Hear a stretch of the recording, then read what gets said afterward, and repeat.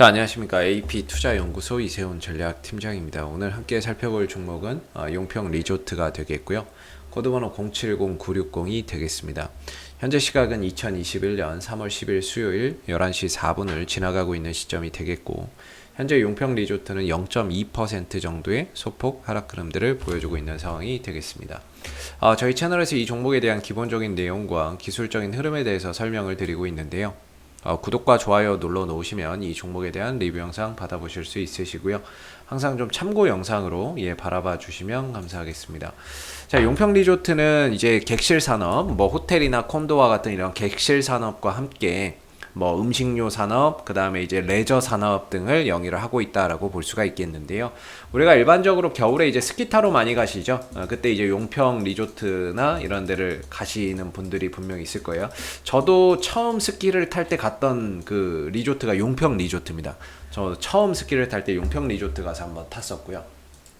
그 이후에는 양지 이런 데, 곤지암 이런 데 가서 타고 있는데, 저도 처음에는 이제 용평 리조트에서 스키장을 한번 갔었고, 그리고 저 워터파크는 잘 안 가봤는데, 이 회사가 이제 워터파크나 이런 산업도 하고 있어요. 이게 용평 리조트의 워터파크라고 보시면 되겠고, 안내도나 이런 것들이 있죠. 이런 이제 테마, 아쿠아바, 테마탕 이런 것들이 있는데, 여름에 아무래도 이제 이 워터파크나 이런 것들, 물놀이 많이 가실 때 아무래도 이제 용평 워터파크나 이런 데를 많이 가시지 않을까. 겨울에는 스키나 이런 이제 보드 타러 많이 가실 거라고 생각이 들고요.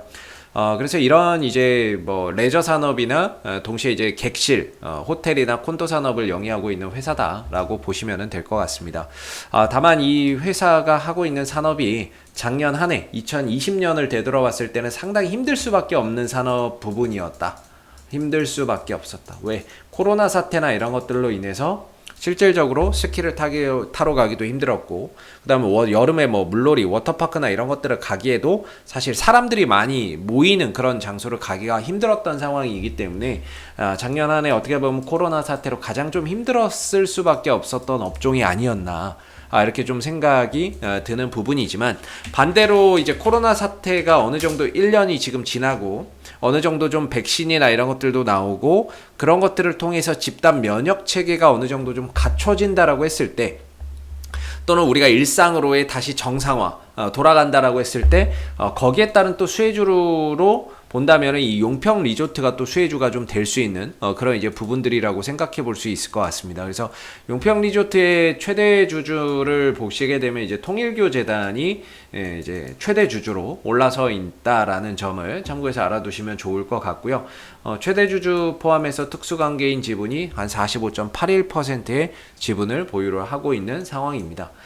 그러다 보니까 이제 통일교 재단으로 인해서 이 종목이 과거에는 대북 관련주, 남북 경협 관련주로도 한번 연동된 적이 있었는데요. 지금 같은 경우에 대북 관련 이슈나 이런 것들이 사실상 거의 시장에 관심을 받지 못하고 있는 거기 때문에, 그런 이제 역사가 있었다 정도로만 알아두시면 좋을 것 같습니다. 최근에 이제 기술적인 주가의 흐름들을 보면 역배열로 계속해서 좀 하락하고 있는 모습입니다. 주가나 이런 부분들이 계속해서 역추세 속에서 흘러내리고 있는 그런 이제 모습인데, 최근에 이제 올해 들어서는 역배열에서 좀 정배열로 돌아가면서 어느 정도 바닥은 좀 찍은 게 아닌가라고 볼 수 있게 만드는 그런 이제 주가의 변화, 흐름의 변화가 좀 형성되고 있는 것 같습니다. 기술적으로 봤을 때 어느 정도 바닥도 좀 찍지 않았나라고 생각이 들고, 바닥도 어느 정도는 다져놨다라는 생각이 드는데요.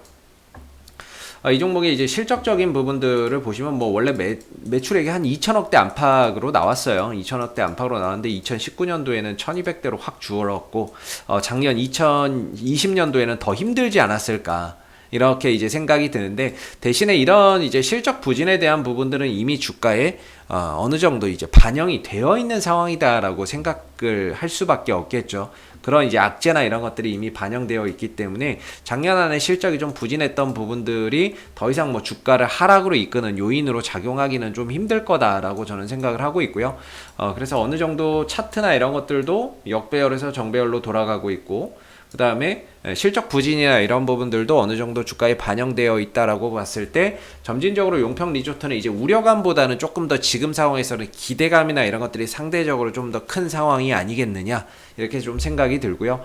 지난 12월 달에 대량의 거래량이 한번 터진 적이 있습니다. 이때 이제 한 4,200원 정도에서 장대 양봉이 솟아났는데 그 이후로 한 4,000원 정도까지 살짝 좀 밀리는 현상들이 있었어요. 그래서 한 4,200원과 4,000원 정도에서는 어느 정도 기술적인 좀 저점을 확보를 했다라고 생각이 들고, 반대로 또 올라갔을 때는 한 5,200원 정도가 기술적인 좀 저항대로 자리매김을 좀 하고 있다라고 볼 수 있습니다. 그래서 하나의 이런 박스권이 지난해 4월 달부터 시작해서 현재 이르기까지 1년 동안 이 박스권 흐름들을 이어오고 있는 상황이 되겠는데요.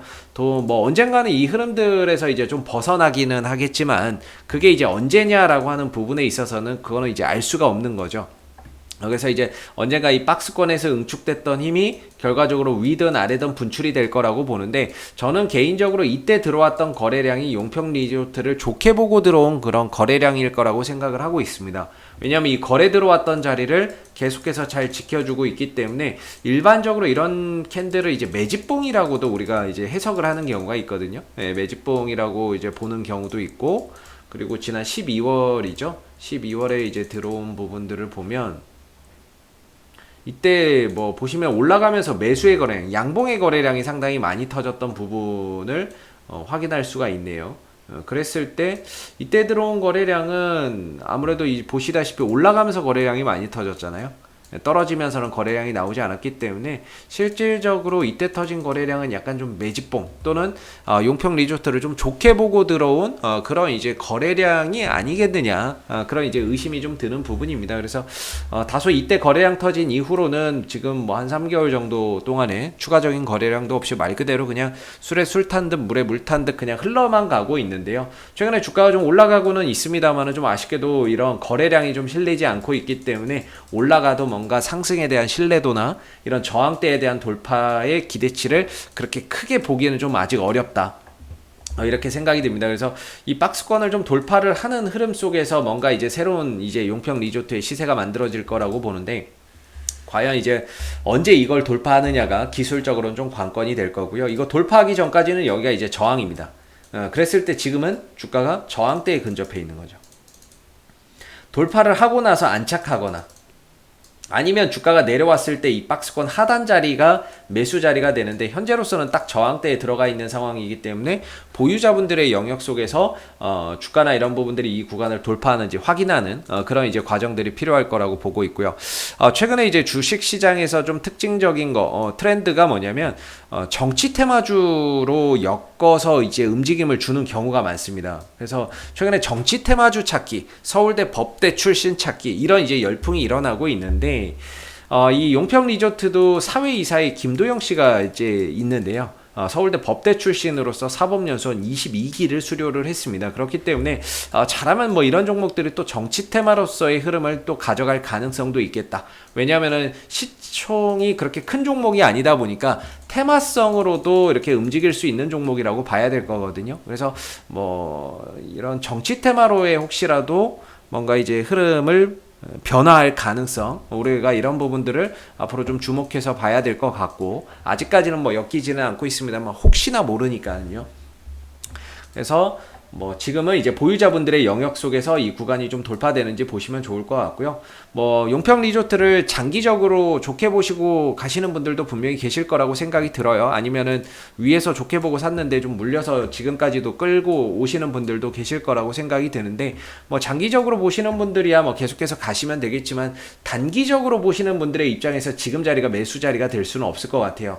돌파가 되어서 올라타거나 이 위로 박스권 돌파 이후에 뭐 포인트를 좀 보시거나, 아니면은 이번에도 뭐 박스권 돌파 실패해서 내려오게 된다면 4,000원대 초중반 정도에서 이제 좀 분할 매수 자리를 생각하시는 게 맞지 않을까, 이렇게 생각이 들고요.